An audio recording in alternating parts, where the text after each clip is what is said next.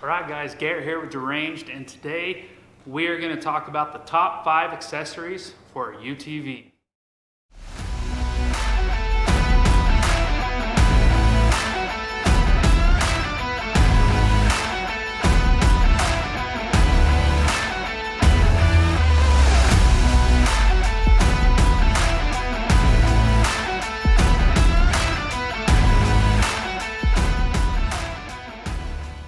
Alright guys, so what we're going to talk about is the top 5 accessories, and we did this video, I think we released it back in 19, I'd have to check on the exact date, of our top 5 accessories then, and I'm going to tell you with all, that much time between then and now and all the more experience that we have, and with different machines, it definitely has changed.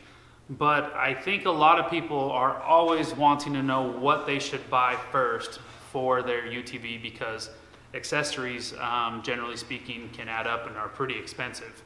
So we can't wait to hear your comments below, what you approve of, what you disapprove of in our top 5 list. I think we came up with a pretty good list overall, and here it is. In no particular order, these are just the top 5 accessories that we would put on our UTVs to begin with before we did anything else. So the first one I want to talk about is windshields. Windshields are big.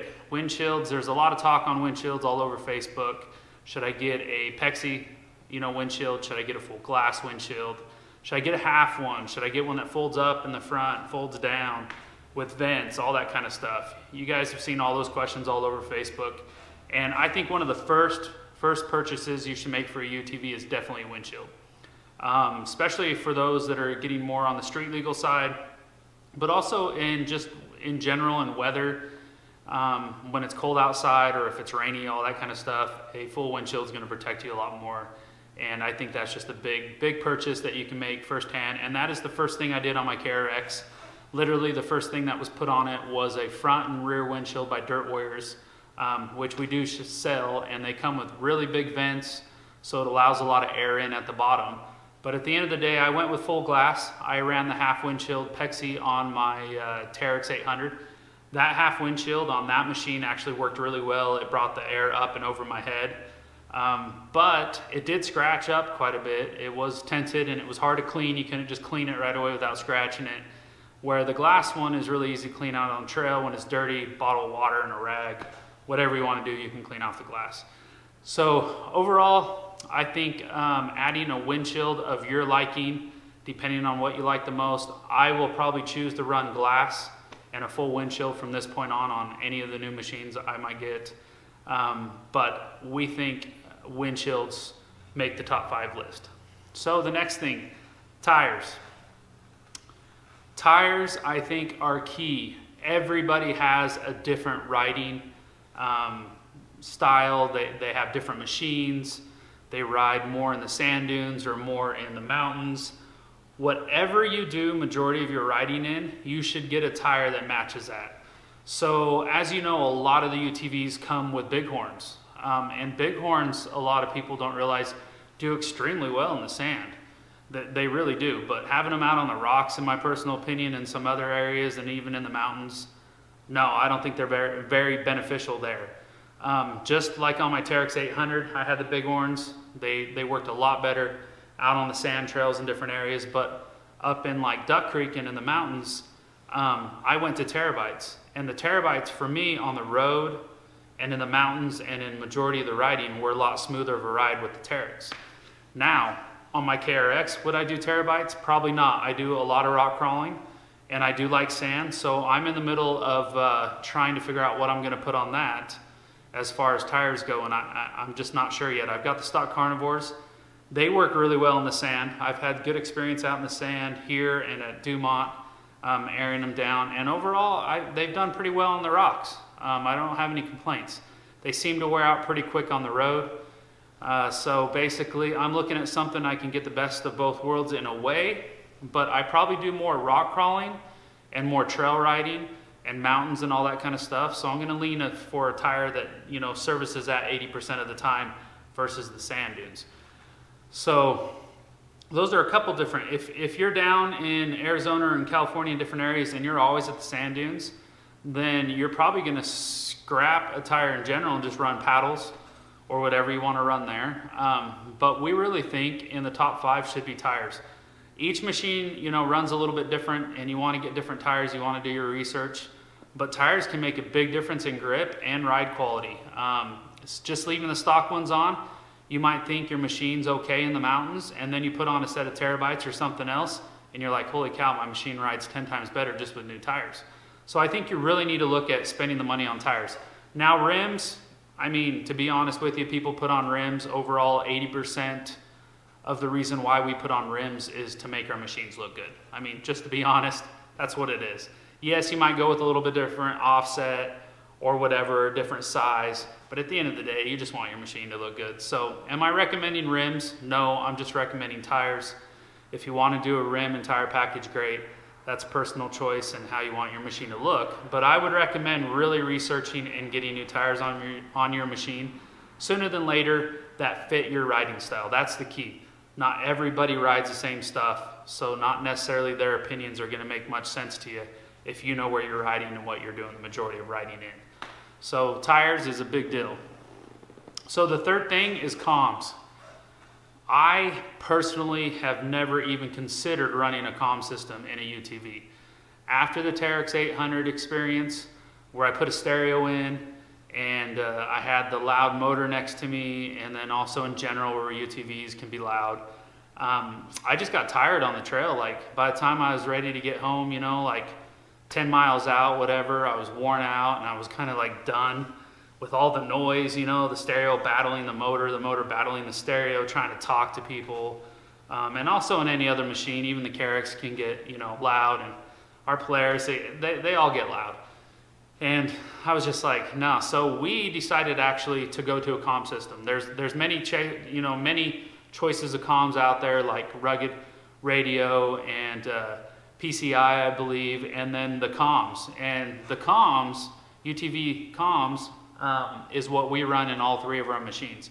We actually sell them on our website because we feel like overall they're a great setup. They're just located right here out of Idaho, not far from us. And overall for the price and what you get, we believe that works, you know, pretty well too. But either way, the first ride I took with a comm setup for 100 miles that day, I never got worn out. I never got a headache.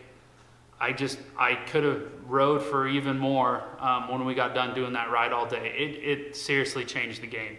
And being able to talk to my buddies and our friends in different machines the whole way out there and back changed the game, and talk to each other inside the cab without yelling, listening to music at a soft tone where it just cuts in and out automatically depending on if you're talking. Just everything about it changed the game. So I think Joe and Dave and I can all agree on that one for sure, that comms is something you seriously need to consider. And there's different opinions on that, but I'm telling you, just as far as like being out all day in the machine, the comm system makes the ride way, way, way more enjoyable. All right, the other item I want to talk about is lights.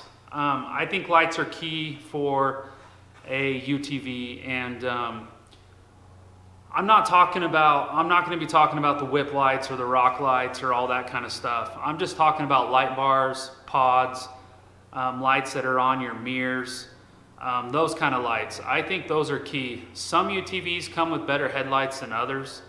I know Can-Am XRC, like Dave's unit at first, his headlights were basically useless. He put in some new bulbs that really helped, where the KRX really has pretty decent headlights. But I think overall you still want more, either more on the side or in the front, depending on where you want to ride. And you know, in the summer months when it's really hot in southern Utah, a lot of people like to ride in the evening and then come home at night, so the extra light is nice. And again, depending on your riding style, where you're riding, what you're doing, if you're in the mountains a lot, the lights would be nice at night. But at the end of the day, lights are big. So you can go with the big light bars, the small light bars, or pods on the side, or whatever you want to do. And there's many options. People have many opinions about that. We sell the night light setup, which is a very budget-friendly light bar and light pods that work really well. I mean, I had them on my Tyres 800 for 3 years and never had an issue with any of them that I put on. And then we also sell the Rhino lights. the more custom light bars, and I have those on my KRX, and I'm telling you right now, they put out a crazy white bright light. They work extremely well, they're extremely durable, and they're excellent. So we sell those too, and the reason why we chose to sell the different ones, because people have different opinions and they have different budget lines that they want to spend. And if you want to put a $100 light bar or an $80 light bar on your UTV, why not? Like, they work extremely well, and most of us don't freaking run the Baja 500 every week, and we're always out tearing it up all night long. So for those budget lines, they work great. Like, they'll be there when you need them. So really consider lights as being one of your top 5, depending on your riding style, if you want pods or the bigger light bars or smaller light bars. But really, we think lights is another key accessory to add to your UTV.